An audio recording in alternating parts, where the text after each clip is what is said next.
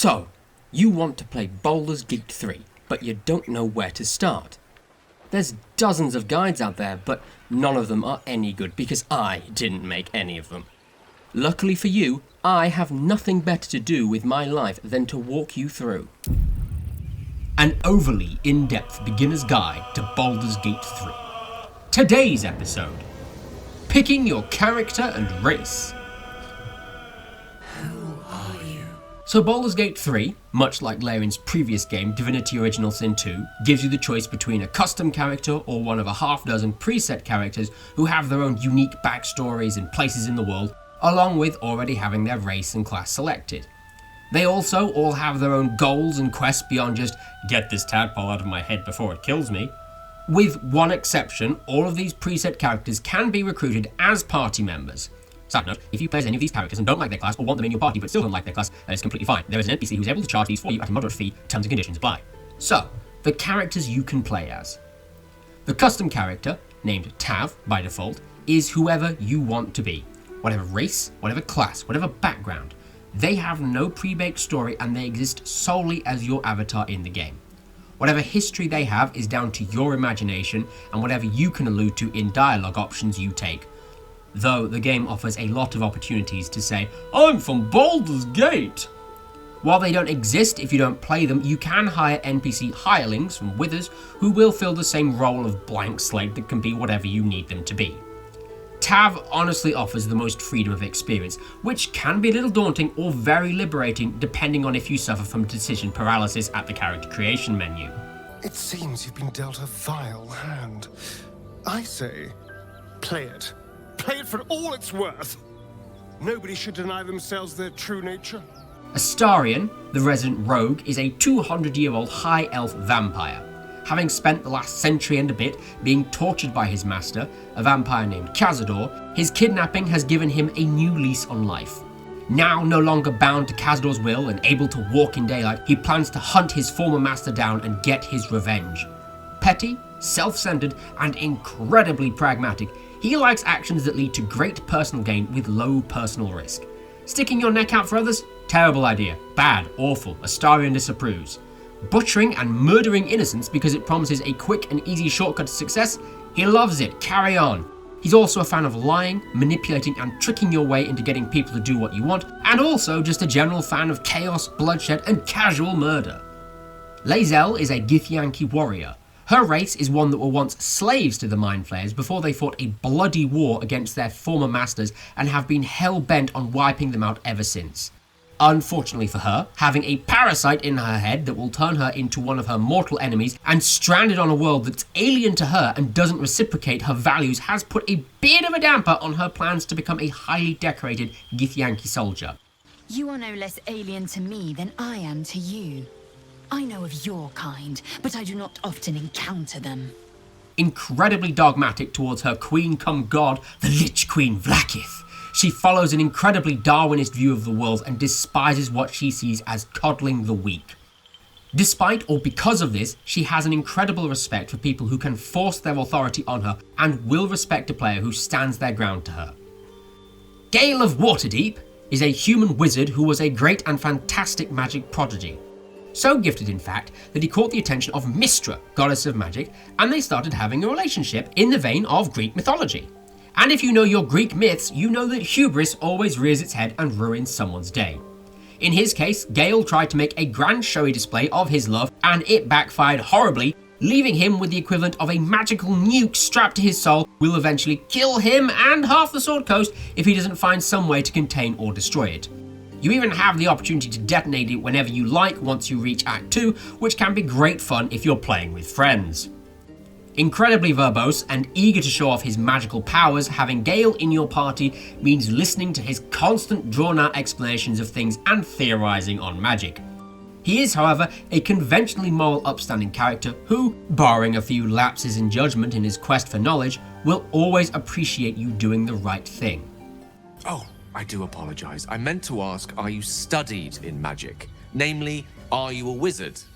Which you are not. I am a servant of Shah.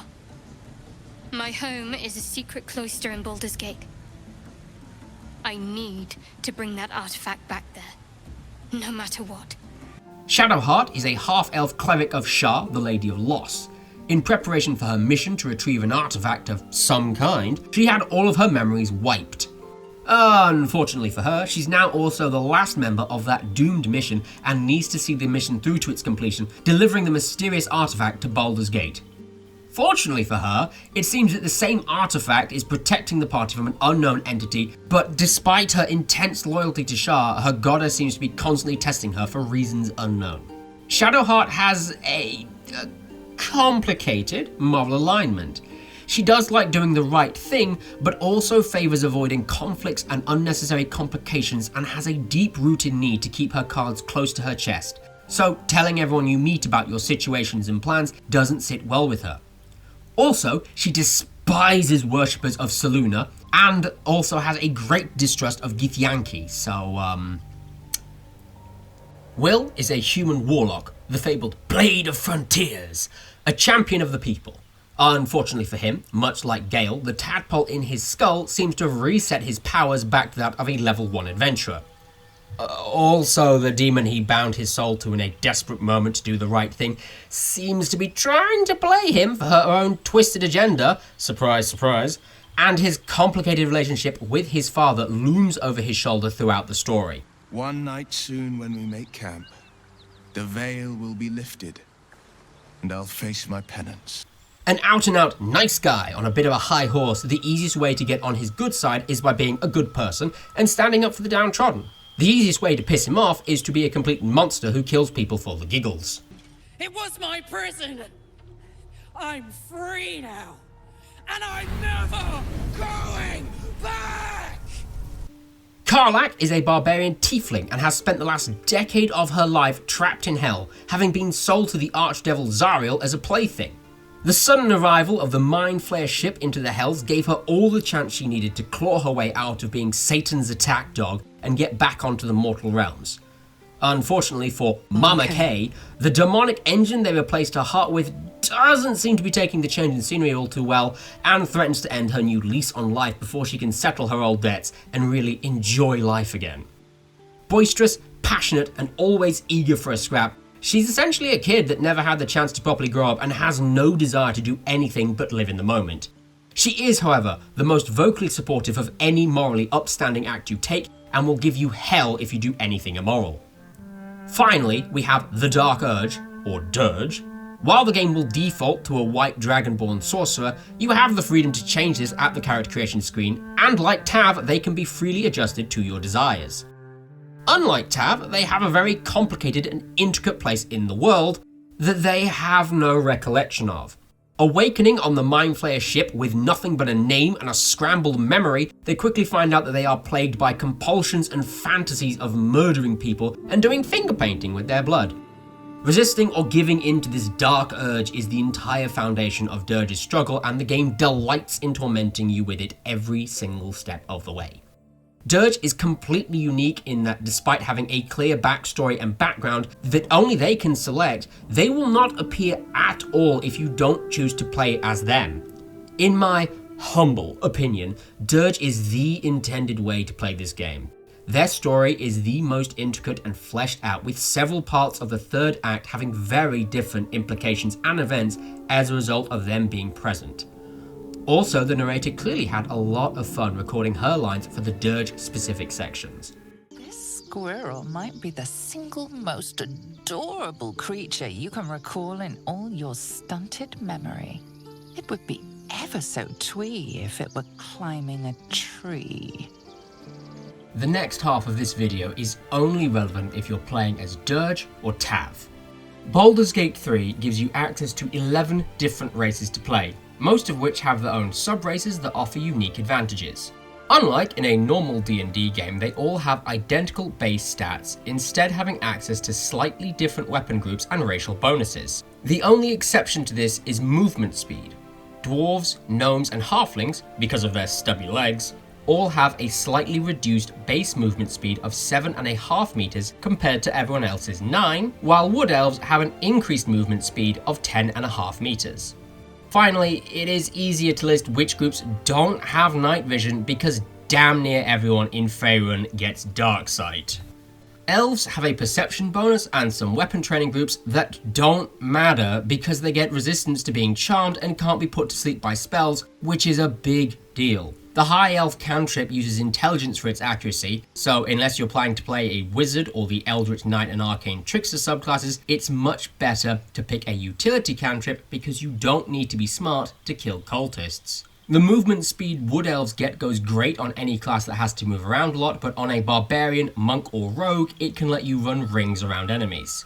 Tieflings get fire resistance, with each subrace getting a utility cantrip to start and at later levels a respectable pair of spells that they can use once per long rest. They don't stand out with any one class aside from Zariel Tieflings who make great fighters. Drow, or Dark Elves, get all the same basic bonuses Elves have, though their dark side is a better version that lets them see twice as far in the dark, and their weapon training groups are slightly different, but equally unimportant. Like Tieflings, they also start with a cantrip and later get access to a nice pair of buff and debuff spells once per long rest. Humans are another boring all-round class, as evidenced by the lack of dark side, making them Tieflings just without the cool horns or victimization. They also have a few weapon groups and light armor training, which can be used to make sorcerers and wizards slightly less squishy. They also get to pick another skill to be proficient in, giving them more freedom in covering any specific weaknesses or improving certain strengths as you see fit. Githyanki are trained in light and medium armor, so they make a lot of classes much less prone to dying, and you can use whatever length of sword you like, so you can have a longsword wielding monk who wears chainmail if you wanted to completely ignore all the benefits that being a monk nets you. They can cast the Mage Hand cantrip and once per long rest gain efficiency bonus of a particular attribute, i.e. every charisma related skill, which is just the human skill bonus but on steroids. Later on they get a free cast of Enhanced Leap and Misty Step once per long rest, which frankly is just unnecessary at this point, but to compensate they don't get Dark Sight. Dwarves get the stereotypical weapon groups, but suffer reduced movement speed. Gold Dwarves get an extra hit point per level, which is a joke, especially when compared to Shield Dwarves, who get light armor and medium armor training, so you can have a chainmail wearing wizard who has a hammer in case you run out of spell slots. Dwager, or Dark Dwarves, have advantage against illusion, being charmed, and paralyzed, and they get the improved dark side, and at later levels they get a free use of Enlarge once per long rest and Invisibility once per battle, which makes them great for any melee focus build, provided they can catch up to the enemy. Half-Elves, the same boring weapon groups as humans, but you get to pick an elf race to get all their other bonuses, aside from the perception proficiency, making them just better humans. Halflings also have reduced movement speed, but if they roll a 1 on an ability check, they can re-roll it, once per ability check. Both subraces get a nice little resistance bonus to status effects the enemy loves throwing at you, but no dark sight. Gnomes are the final group to suffer the reduced movement speed, and aside from forest gnomes, the worst racial bonuses in the game, this on top of the fact that you have to play as a gnome for the whole game. Dragonborn come in 10 flavors with essentially the same bonus just tied to a specific element based on which Power Ranger you pick. The breath weapon can support you a lot early on and scales nicely as you level up.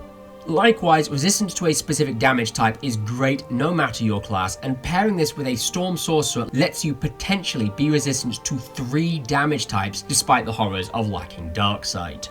Half-Orcs have a bonus critical melee damage improvement and once per long rest if damage would bring them down to 0 hit points but not instantly kill them, they are instead left with a single hit point. While you might think this pigeonholes them into being frontline fighters, I'm going to tell you that's a dumb take because it actually lets you make a spellcaster who won't die in the first round of combat. Honestly, race in this game isn't a massive game changer, even though some races and sub-races are objectively trash. What is a bigger change is that certain characters react to you differently depending on your race. You will, deservedly, get 0 respect as a gnome, while a Dragonborn gets a bonus approval gain from Lae'zel because she doesn't understand that they don't share her love for dragons. Larian focused more on letting you play this game as you want to, with a greater emphasis on how you fit into the world, instead of encouraging min-maxing munchkins, not that it has stopped me in the slightest as you might be able to tell.